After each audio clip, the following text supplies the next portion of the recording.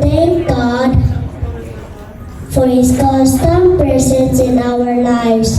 His love and guidance has been our strength throughout this journey, and our hearts is forever grateful for His blessings.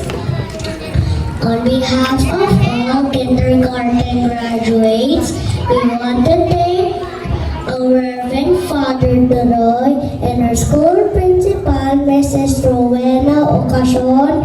You're like the captains of our school ship, steering us toward success and adventure. We would also want to thank all the teachers and staff for making our school fun and safe place to learn and grow. And to Teacher Diane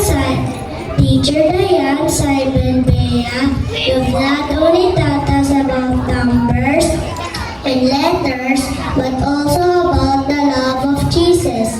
Your kindness and patience has made such a difference in our lives, and we are so grateful for all you have done. To my classmates and friends, thanks for playing with me and showing me how to be a good friend just like Jesus.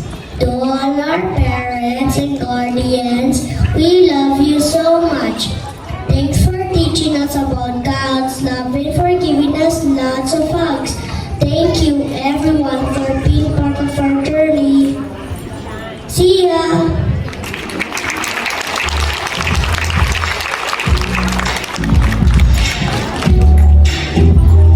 So thank you, Zerakiel, for the very inspiring message. Today, we celebrate what you have become at this moment in time. Let us all welcome our school director, Reverend Father Dominador C. Duroy Jr., to give his blessing to our dear Agostinos.